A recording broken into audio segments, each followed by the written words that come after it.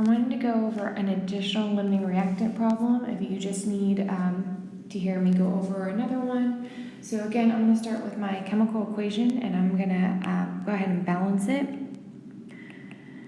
And then the next step that I'm going to do is I'm going to look at what I am given. So in this particular problem, you're given 80 grams of diiodine pentoxide, and you're given 28 grams of carbon monoxide. We'll notice that those are both reactants, so I'm trying to determine which one is my limiting reactant and which one is going to be my reactant in excess. In this particular case, I can see in problem B that it's going to eventually ask for grams of carbon dioxide, so I'm going to be asking about this one. So I'm going to do my work going into carbon dioxide, since technically that's what I'm asked about later, so I don't have to do double the work. Technically, you could go to iodine, but since again it's asking about carbon dioxide, that's what I'm going to do. So the first thing I'm going to do is, again, I'm going to break this up into two problems, as if it were two problems. And my first one, I'm going to see how many grams of carbon dioxide I can make if I start with 80 grams of my diiodine pentoxide. And then my second problem is going to be how many grams of carbon dioxide could I make with my 28 grams of carbon monoxide. So I'll do those two separate problems, or as if they're two separate problems. So my first one, I'm going to go to, again, grams of carbon dioxide, because I want to see who makes the least amount of product. So I know that every 1 mole of this is 333.80 grams. I got that from the periodic table. That's its molar mass. And then I'm going to look at the relationship between this reactant and this product. And I can see that I'll make 5 moles of carbon dioxide for every 1 mole of the diiodine pentoxide. And then I'm going to take that one last step and go into grams, because I'm going to eventually ask about grams anyway. Again, you could stop at moles, that would be fine. But it's 44.01 grams of carbon dioxide for every 1 mole of carbon dioxide. And if I do my stoichiometry all the way across, that's going to leave me in grams of carbon dioxide, and I get 52.7. So with 80 grams of that diiodine pentoxide, I can make 52.7 grams of carbon dioxide. Now I'm going to do the same sort of problem, but with my carbon monoxide. And I know that every 1 mole of carbon monoxide is 28.01 grams.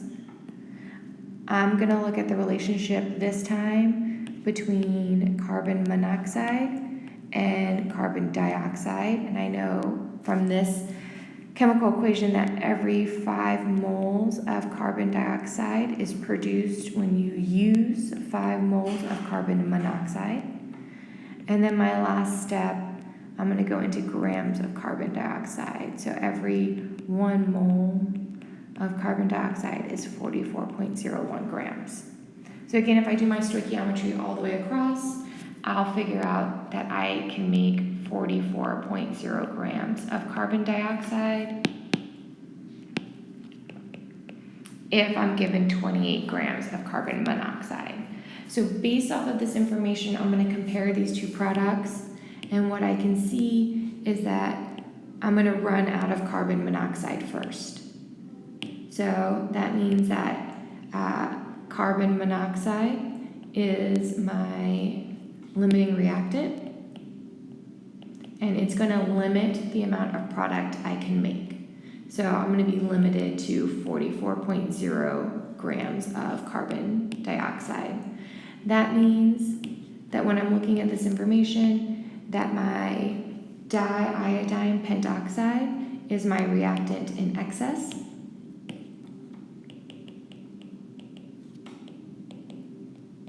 Because I'm not going to make all of this, 52.7 grams of CO2. Once I make 44 grams of CO2, I'm going to run out of carbon monoxide.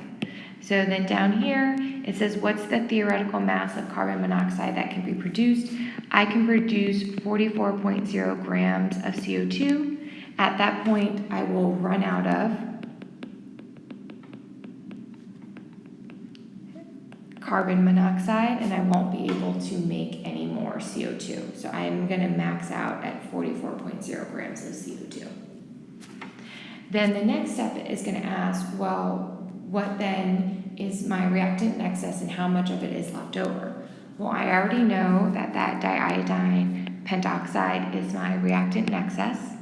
I know that my limiting reactant, my carbon monoxide, limits the amount of product I can make. It also limits the amount of my reactant in excess I'm going to use. It tells me how much of the other reactant I'm going to use. So I'm going to start with that as my given. I know I'm going to use all of my 28 grams of carbon monoxide, and I'm going to figure out how many grams of I2O5 I'm going to use. So I'm going to do my stoichiometry, and I know that every 1 mole of carbon monoxide is 28.01 grams. Then I want to know how many moles of the other reactant I'm using. So if I look at my chemical equation, I can see every 1 mole of I2O5 uses 5 moles of carbon monoxide. So every 5 moles of carbon monoxide only uses 1 mole of I2O5.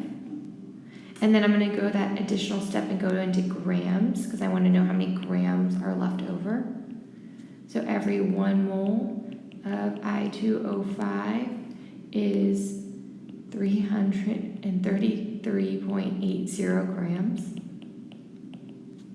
And then if I do my stoichiometry all the way across, I can see that I will be left with, let's see, I think that works out to be,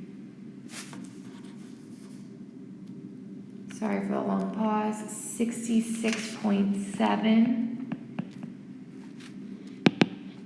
grams of I2O5 that's being used, right? All right, and then the last step is, well, if I know how much I used, then how much must be left over? I gave you 80.0 grams of it to start with. It's my reactant in excess, so some of it's going to be left over. I used 66.7 grams of it. So that means that I must have 13.3 grams of it left over.